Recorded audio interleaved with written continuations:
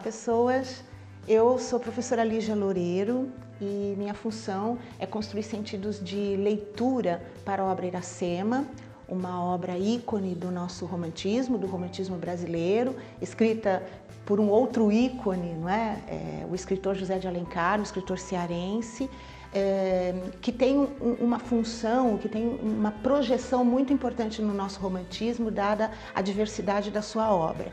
E no núcleo das obras indianistas, Iracema foi a obra escolhida pela FUVEST, né, para que os seus vestibulandos lessem e construíssem esses sentidos de leitura para fazer a prova. Então vamos lá.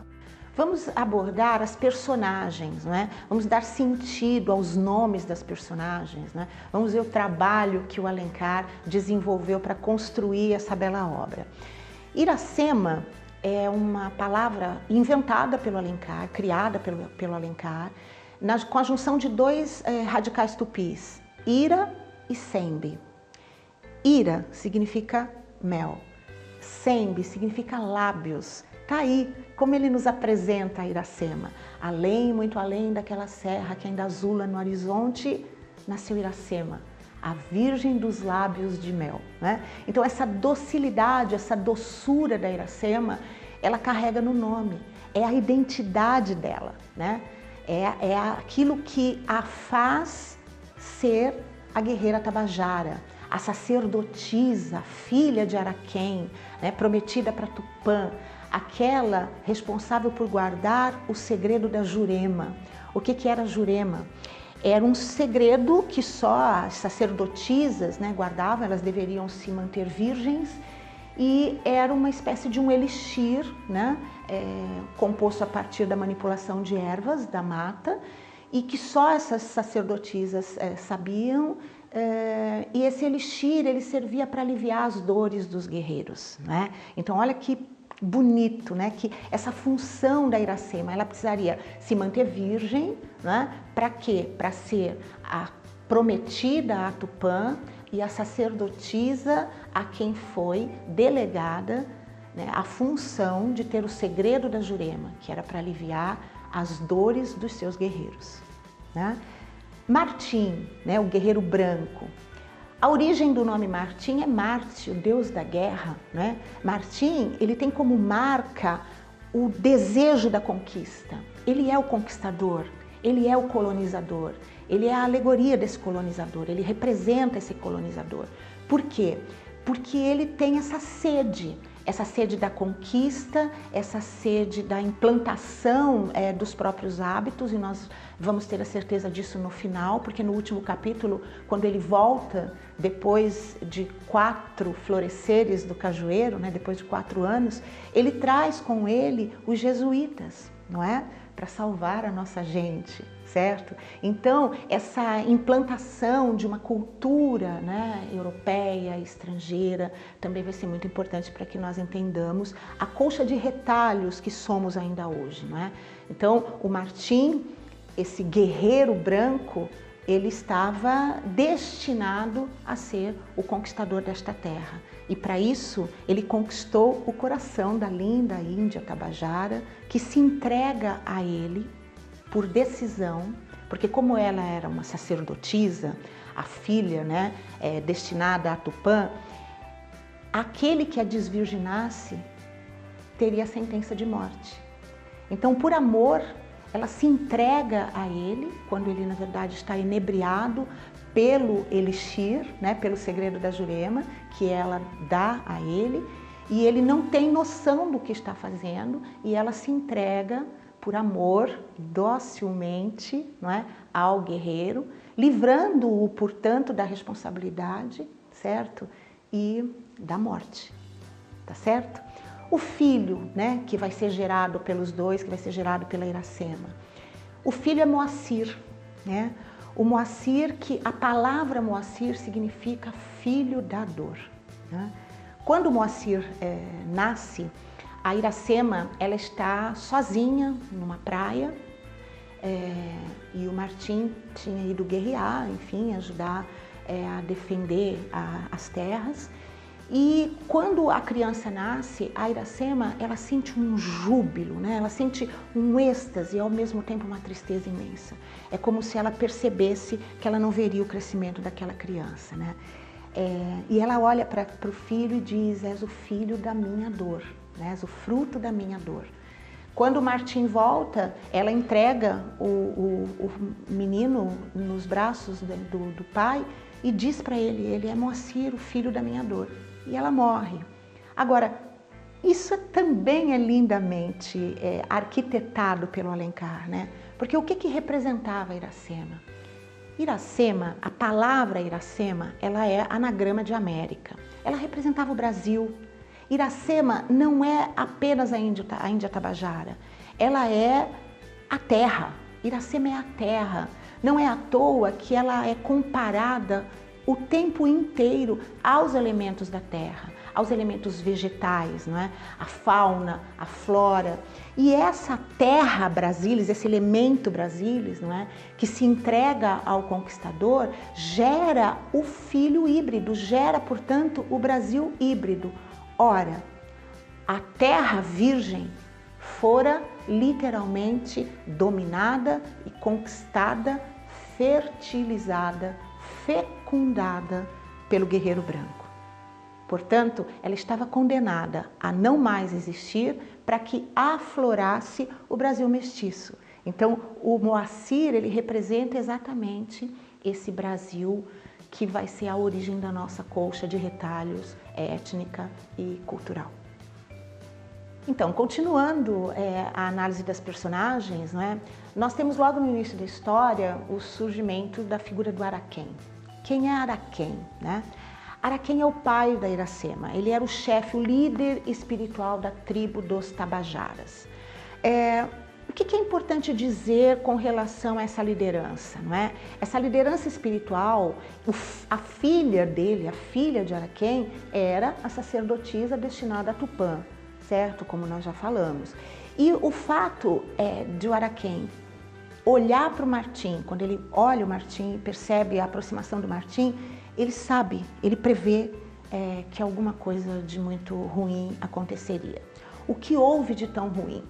Iracema e Martim, eles se conhecem quando ela se banhava nas águas do Ipu e ela percebe um guerreiro branco a observando e ela sai das águas e atira uma flecha e fere o rosto do guerreiro branco com a flecha, que sangra, e ele imediatamente pega a flecha e a quebra.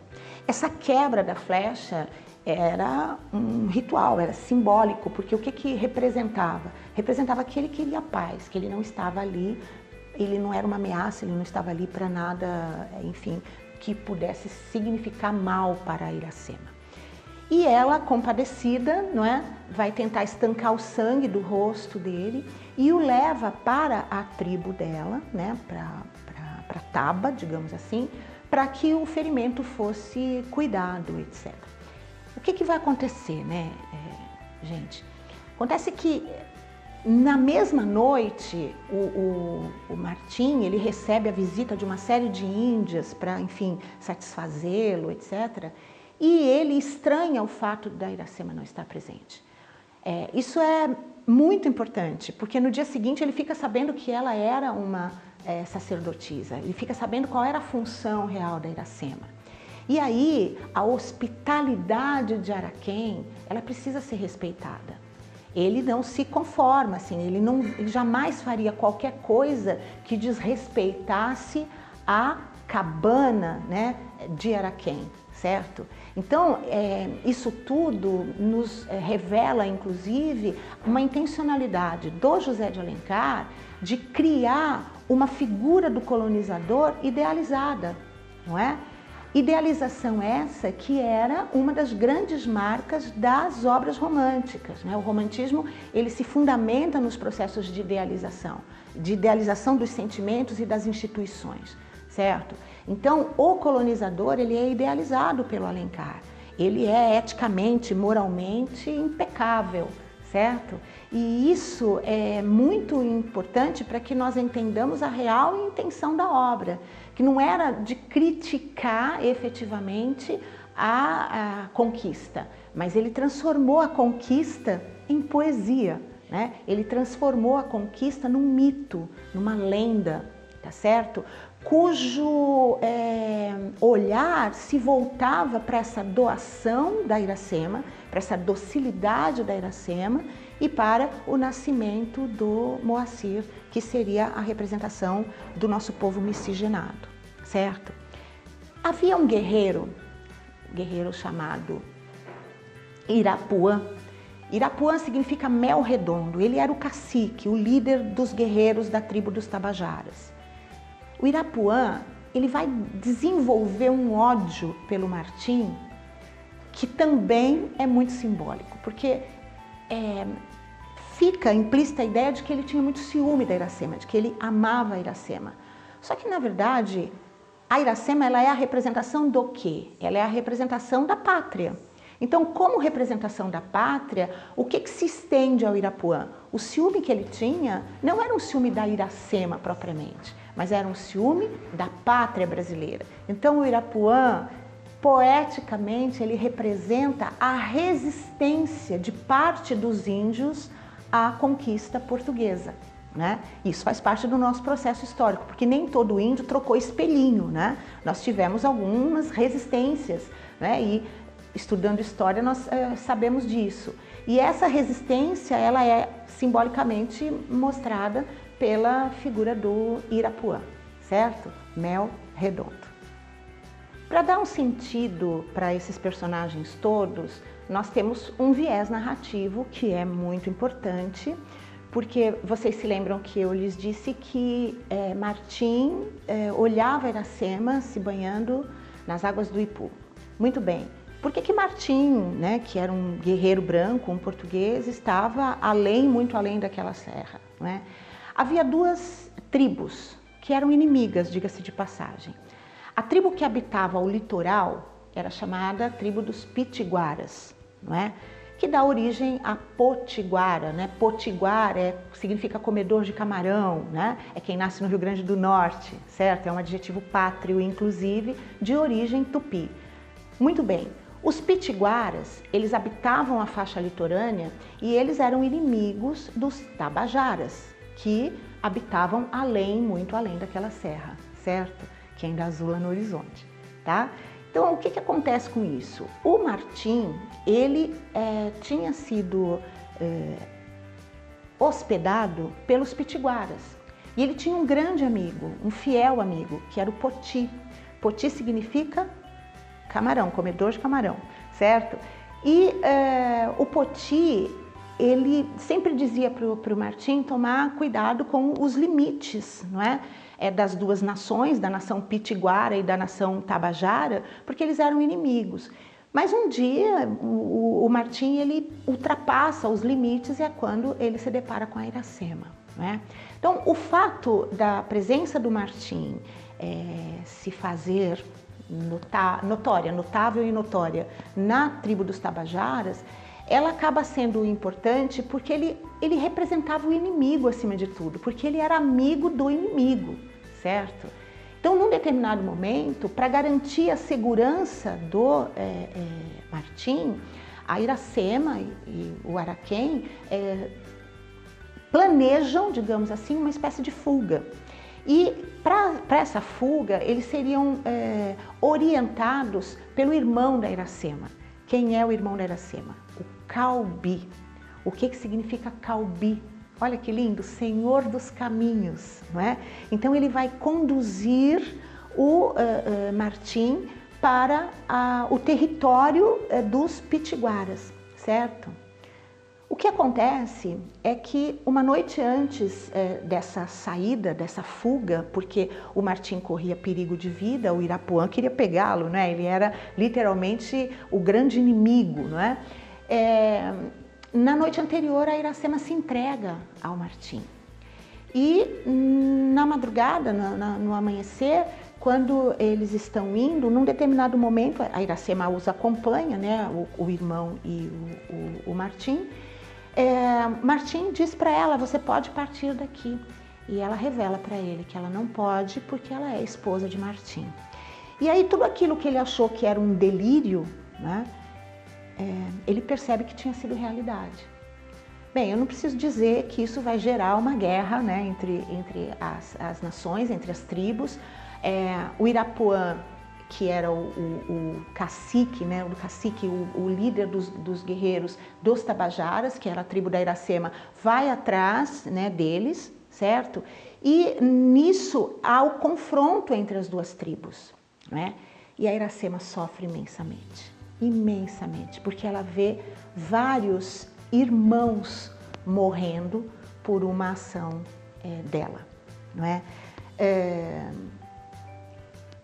Ela vai viver com o Moacir junto com os Pitiguaras, mas acontece que ela é extremamente infeliz, ela vai se entristecendo, mas ela está grávida, ela não pode abandonar o esposo, né?